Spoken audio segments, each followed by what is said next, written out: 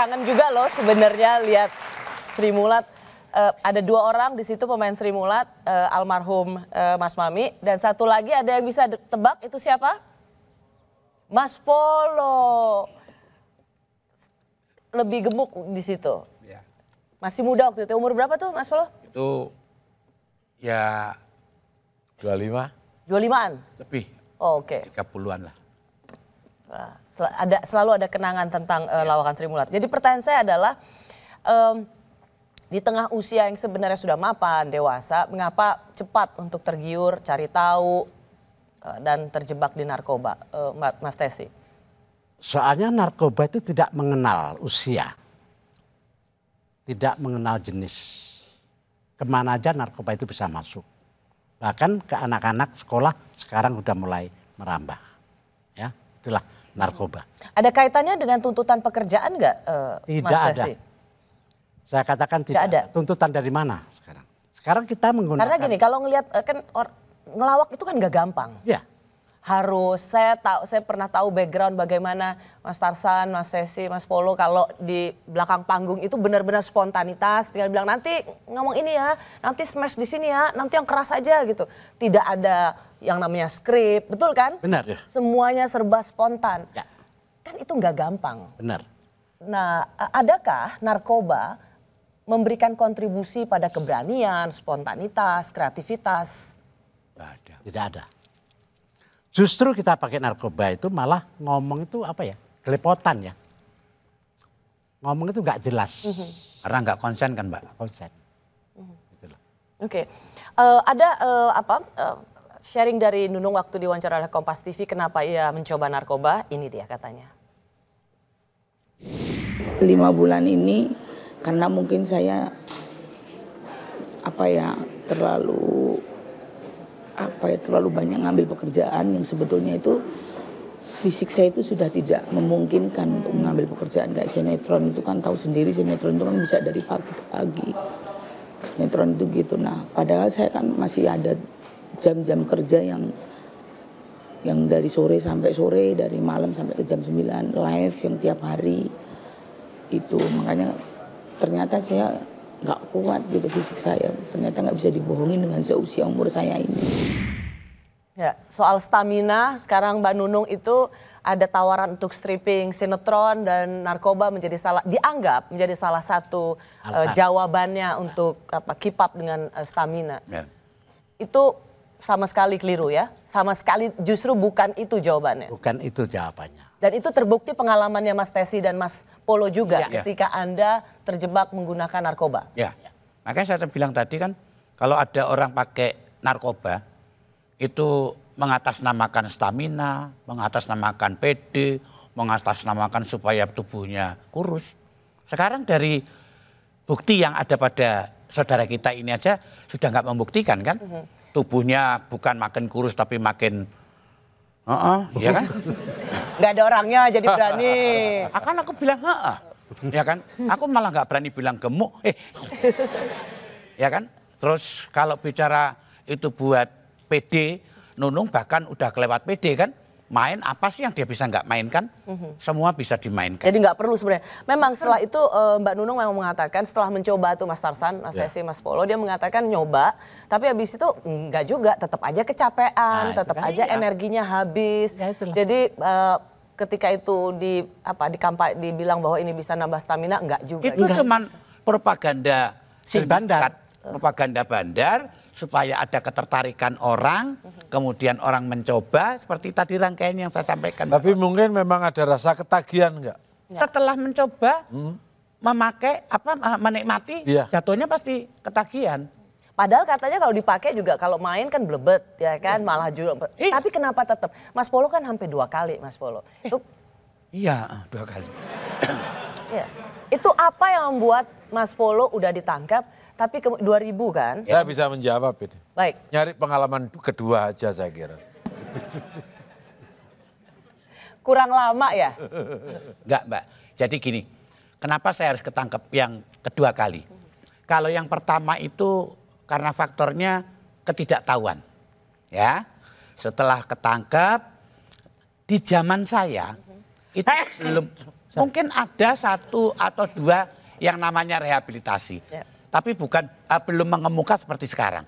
Sehingga jatuhnya para pemakai atau penyalahguna narkoba seperti saya dulu itu pasti di penjara. Lah, padahal penyalahguna narkoba ini kan orang sakit. Orang sakit itu cuma ada dua hal. Kalau sakitnya urusannya sama narkoba, bertobat dan berobat. Lah kalau di penjara yang mau ngobatin siapa? Sembuh enggak, pinter iya. Pinter Untuk menjadi lebih berkembang lagi. Karena kumpulnya kan bukan hanya dengan sesama para penyalahguna. Ya. Bisa kumpul pengedar, bahkan bisa kumpul. Jadi Anda ingin mengatakan justru pengalaman Anda 2 kali ditangkap itu karena ditahan itu, di penjara itu. di Anda penjara. malah lebih kenal lagi dengan lebih narkoba. kenal lagi dengan narkoba. Nah, itu untuk yang keduanya. Ya, saya berdoa untuk jangan sampai yang ketiga kan. Ya, jangan dong Nah, Mas makanya Polo. Saya juga minta doanya semua. Amin. Semoga ya seperti hal yang terjadi pada Mbak Nunung segera diberikan kelancaran dan penyelesaian yang lebih baik. Mas Tesi ketika ditangkap juga waktu itu Mas Tesi cukup ada kemudian cerita yang menggemparkan. Mas Tesi hampir ingin mengakhiri hidup waktu itu. Tadi dibecandain nama Mas Polo. Tekan apa yang membuat Mas Tesi ingin langsung mengakhiri hidup, punya keinginan seperti itu? Yang jelas penyesalan, satu. Yang kedua, saya itu kan anak tunggal, ya, dari usia ibu yang 103 tahun tadi. Kalau sampai itu kejadian, ibu saya dengar atau tahu, sama juga saya itu mempercepat usia ibu saya untuk menuju ke kematian, ya kan? Makanya itu yang tahu kenapa saya harus memutuskan untuk berbuat yang nggak benar, ya katakanlah mau bunuh diri. Itu suatu hal yang nggak benar kan sebenarnya. Tapi itu yang tahu kan cuma saya sama Tuhan aja. Jangan sampai ibu saya tahu. Cuman itu aja. Toh begitu juga kemarin-kemarin ada berita-berita bahwa Tesi itu di penjara 10 bulan. Wah, ini benar-benar saya sangat menyayangkan. Khususnya pada media, tapi masalah itu nggak apa-apa lah ya. Tapi yang jelas sekarang ayolah kita bersama-sama memerangi narkoba. Sebelum ke situ, jadi Anda sendiri menyadari bahwa langkah Anda waktu itu ingin mengakhiri hidup supaya orang tua ibu nggak tahu itu absolutely benar-benar salah ya. Jadi bukan dengan cara itu, tapi menghadapinya sebenarnya kan. Karena itu yang dilakukan oleh Mas Tesi, Nah, Mas panik Polo. kan Mbak ya? Ya. Panik, kemudian nggak tahu harus berbuat apa. Jadi ini salah satu cara berpikir orang yang sudah terlibat dengan narkoba. Cara berpikirnya Cari sempit. jalan pintas. Ya, cari jalan pintas, terus ambil keputusannya nekat. Itu. Dan jadi nggak lucu lagi ya? Jangan kan lucu. Deg-degan terus. Kalau dibilang, kan ini pemain kelima dari Sri Mulat yang tertangkap. Orang kemudian selalu mengkaitkan panggung Sri Mulat itu selalu terkait dengan narkoba. Itu kalimat yang sangat menyakitkan sekali. Jadi kalau umpamanya salah satu teman kita tuh ada yang diamankan polisi, itu saya kira kan perorangannya saja. Dan saya kira Sri Mulat itu tahun 2000 itu 1990 itu setelah di Senayan sudah nggak ada kegiatan lagi. Setelah itu reuni Sri Mulat. Tahun 95 sampai terakhir itu ya mulai muncul lagi, itu masih ngumpul terus. Tapi setelah tahun 2000 hanya beberapa stasiun TV ya yang pakai itu ya. Kita juga memang jarang bergaul. Ya. Jadi ketemunya di panggung, kalau umpamanya selesai ya udah masing-masing ke rumahnya sendiri-sendiri gitu maksudnya. Ya, jadi Jarang kumpul. karena memang pemain Sri Mulat juga luar biasa banyak ya. Ini adalah grup lawak atau kelompok lawak yang terbanyak pemainnya di sepanjang sejarah. Seluruh Indonesia saya kira pelawak istilahnya namanya kan sandiwara, bukan grup. Kalau grup bukan kecil-kecil aja, ini grup besar. Grup besar ya. Ratusan kalau nggak salah. Ya, meskipun memang kesalahan apapun yang dibikin itu tidak bisa dilepaskan dari nama kelompoknya. Karena kebesaran nama Sri Mulat. Mas Tarsan ini termasuk yang relatif aman gitu rekam jejaknya. Pernah ditawarin memang nggak mau atau apa? BD-nya males Ya, sama Mas mungkin Tarsan? yang nawari takut saya kan serem kan. Saya kan termasuk pelawak yang tidak humoris, jarang bercanda. Itu tuh karakter saya.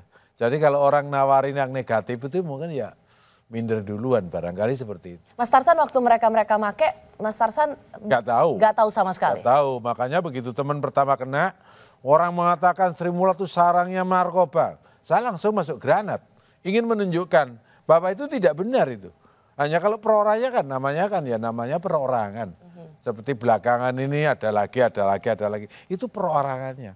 Kalau kita tuh tiap hari ketemu gitu aja mungkin ya ada segannya teman-teman itu berkumpul terus main-main seperti itu.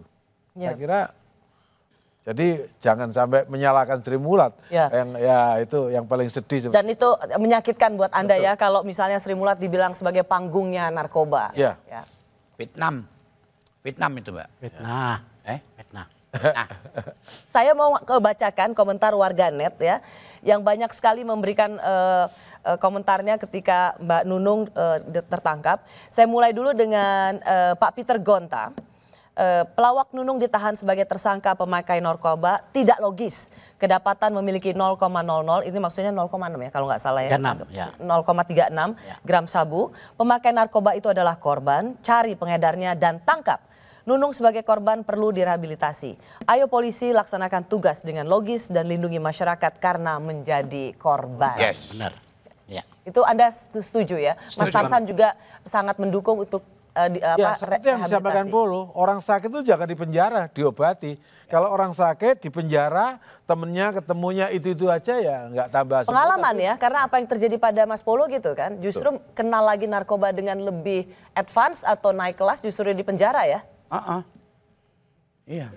Kok nggak meyakinkan gitu jawabannya? Iya Mbak, iya. Oh iya. Puas. Puas. Nah berikutnya, ini menarik deh. Pelajaran yang bisa diambil dari kasus narkoba Nunung Sri Mulat adalah menghibur diri sendiri tak semudah menghibur orang lain. Dari Chris Hidayat, berikutnya berat banget memang jadi artis, tapi berita tentang Nunung ini bikin sedih banget. Dari luar kelihatan easy going, ternyata beban psikologisnya penuh. Semoga Vindes siapa ya? Semoga Vindes nggak tahu itu. Nggak diam-diam pakai narkoba juga ya. #Nunung Sri Mulat dari Panah Bintang Kusis Wiyantu Tisugi. Terakhir, dia mampu mengubah mereka yang sedih menjadi kasih. Dia mampu membuat kata menjadi tawa, tetapi dia tidak bisa menciptakan rasa hampa menjadi bahagia. Untuk dia yang kini sedang berduka. Semoga kamu bisa bersuka canda tanpa hamparan hampa. Nunung Sri Mulat. Gak gampang memang menghibur orang, padahal di dalam hati sebenarnya penuh persoalan yang luar biasa. Saya teringat lagu yang diciptakan oleh atau ditulis oleh Charlie Chaplin misalnya. Kurang lucu apa seorang Charlie Chaplin, tapi dia bilang smile even though your heart is aching. Meskipun hati kita lagi sakit, hati kita lagi sedih. Jadi kita tidak pernah tahu bahwa mereka yang menghibur kita sesungguhnya adalah mereka yang juga memiliki hati yang hampa. Jadi terima kasih untuk Anda semua yang selalu memberikan saya dan kami semua tawa. Amin. Makasih. Kami kembali sesaat lagi.